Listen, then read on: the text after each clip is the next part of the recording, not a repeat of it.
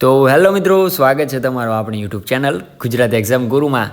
તો આજની એક જોરદાર ભરતી છે। શું તમારે પણ જીઆરએસટીસીની ભરતી કરવી છે, એટલે કે જીએસટી એસટીની અંદર ભરતી કરવી છે અને માત્ર ને માત્ર લાયકાતની વાત કરીએ તો 10 પાસ અને આઈટીઆઈ ઉપર। ઓકે, તો આઈટીઆઈ એટલે કે 10 પાસ પ્લસ આઈટીઆઈ ઉપર વિવિધ પોસ્ટો ઉપર ભરતી છે। ખૂબ જ સારી એવી ભરતી છે અને એનાથી પણ મહત્ત્વની વસ્તુ એ છે કે આની અંદર કોઈ પણ જાતની પરીક્ષા નથી। ઓકે, તો કોઈ પણ જાતની પરીક્ષા વગર જીઆરએસટીસીની આ ભરતી થવાની છે। તમને એ પણ જણાવી દઉં, આ વિડીયોની અંદર આપણે સંપૂર્ણ માહિતી લઈ લેવાના છીએ કે કઈ પોસ્ટો પર તમારી વેકન્સીઓ છે, તેની માટે તમને સેલેરી શું આપવામાં આવશે, તેની અંદર તમારું એજ્યુકેશન ક્વોલિફિકેશન શું માગેલું છે અને ખાસ કરીને સિલેક્શન પ્રોસેસ શું છે। ઓકે, તો આની અંદર તમને જણાવી દઉં કે ઓફલાઈન ભરતી છે। તમારે માત્ર ને માત્ર તમારા ડોક્યુમેન્ટ એક જગ્યાએ સેન્ડ કરવાના રહેશે।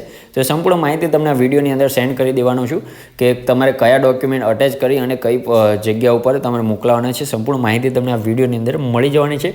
એ પણ ખાતરી આપી દઉં કે આ વિડીયો જોયા પછી તમારે કાંઈ ગૂગલ કે અન્ય કોઈ વિડીયો જોવાની જરૂર નહીં પડે મિત્રો। ઓકે, તો આવી જ ભરતીની અપડેટ સૌથી પહેલાં તમને મળતી રહે તે માટે આપણે વોટ્સઅપ અને ટેલિગ્રામ ગ્રુપમાં જોડાઈ જજો, જેની લિંક આપણે વિડીયોના ડિસ્ક્રિપ્શનમાં આપેલી છે મિત્રો। તો વધુ ટાઈમ તમારો નહીં લઉં, ચાલુ કરી દે આજનો આપણો વિડીયો મિત્રો। તો હેલો મિત્રો, ફટાફટથી ઓવરવ્યૂ લઈ લઈએ। તો સૌથી પહેલાં આપણે ઓર્ગેનાઇઝેશન એટલે કે ભરતી સંસ્થા વિશે વાત કરીએ તો જીએસઆરટીસી એટલે કે Gujarat state road and transport corporation, બધાને ખ્યાલ જ હશે।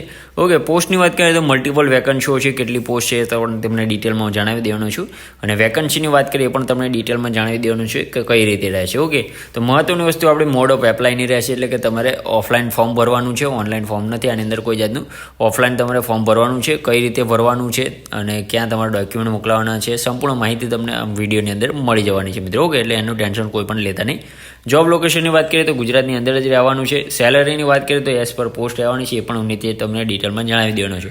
તો સૌથી પહેલાં આપણે કઈ પોસ્ટો છે એ જોઈ લઈએ અને એની માટે એજ્યુકેશન ક્વોલિફિકેશન શું છે એ જોઈ લઈએ। તો પહેલાં આપણી છે ડીઝલ મિકેનિક, બીજી આપણી જે પોસ્ટ છે એમએમવી તરીકેની, ત્રીજી પોસ્ટ છે આપણી wireman, electrician, welder, fitter, body fitter, pump operator, plumber, carpenter, draughtsman અને કોમ્પ્યુટર ઓપરેટર। ઓકે, તો આ બધી જ ભરતીઓ છે, આ બધી પોસ્ટ ઉપર ભરતીઓ થવાની છે અને એની માટેની વાત કરીએ લાયકાતની તો આઈટીઆઈ માટેની આ જોબ રહેશે, આઈટીઆઈ રેક્રુટમેન્ટ છે। ઓકે, તો આઈટીઆઈનો જે રિલેવન્ટ કોર્સ છે, ધારો કે તમે ડીઝલ મિકેનિક માટે એપ્લાય કરતા હોય તો તમે એની અંદર આઈટીઆઈ કરેલું હોવું જોઈએ। એવી રીતે ઇલેક્ટ્રિશિયનની અંદર કરતા હોય તો તમે ઇલેક્ટ્રિશિયનની અંદર કરેલું હોવું જોઈએ, વેલ્ડરની અંદર કરતા હોય તો વેલ્ડરની। ઓકે, એટલે એ પ્રમાણે તમે જે પણ કોર્સમાં એપ્લાય કરવા માટે હોય તો એ માટે તમારે રિલેવન્ટ કોર્સ કરેલો હોવો જોઈએ છે, આઈટીઆઈનો ફરજિયાત રહેશે। ઓકે, તો એજ લિમિટેશનની વાત કરેલી મિત્રો, તો 18 થી 35 વર્ષ તમારી એજ લિમિટેશન રહેવાની છે મિત્રો આની અંદર, અને જે ગવર્મેન્ટ નિયમ મુજબ છૂટછાટ તમને આની અંદર મળે છે એ પણ તમને આની અંદર મળી રહેવાની છે।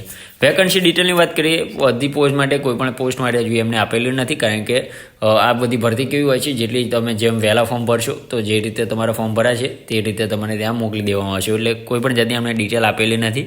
ઓકે, કારણ કે એ ડિટેલ આપતા નથી યાર। ઓકે, એપ્લિકેશન ફીની વાત કરીએ તો જનરલ, ઈડબ્લ્યુએસ, ઓબીસી, એસટી કોઈ પણ કેટેગરીમાંથી તમે બિલોંગ્સ કરતા હોય તો તમારે કોઈ પણ જાતની ફી ભરવાની જરૂર નથી, કોઈ પણ કેટેગરીમાંથી આવતા હોય। ઓકે, ઇમ્પોર્ટન્ટ ડેટ જોઈ લાસ્ટ ડેટ મહત્વની વસ્તુ છે। તો નોટિફિકેશન રિલીઝ ક્યારથી થયું છે તો 15 સપ્ટેમ્બરથી નોટિફિકેશન રિલીઝ થયું છે અને ફોર્મ ભરવાના પણ સ્ટાર્ટ થઈ ગયા છે મિત્રો। લાસ્ટ ડેટની વાત કરીએ તો 25 સપ્ટેમ્બર આપેલી છે, એટલે કે 10 દિવસનો તમને ટાઈમ આપેલો છે, તો 10 દિવસની અંદર તમારે આ ફોર્મ મોકલાઈ દેવાના રહેશે। ઓકે, સિલેક્શન પ્રોસેસ જોઈ લઈએ તો શાંતિથી પહેલાં જણાવું તમને, આપણે થંબનેલમાં જણાવી દીધું છે કે કોઈ પણ જાતની એક્ઝામ છે ને આની અંદર ડાયરેક્ટ સિલેક્શન છે। માત્ર ને માત્ર તમારે જે ડોક્યુમેન્ટ છે એ 25 સપ્ટેમ્બર 2025 પહેલાં તમારે સબમિટ કરી દેવાના રહેશે। ઓકે, તો આની માટે તમારે સૌથી પહેલાં એપ્રેન્ટિસશીપ ગવર્મેન્ટ ગુજરાત.in જે વેબસાઇટ છે, ઓકે, એ વેબસાઇટ ઉપરથી તમારે ના હોય તો હું ટેલિગ્રામ ગ્રુપમાં મૂકી દેવાનો છું મિત્રો।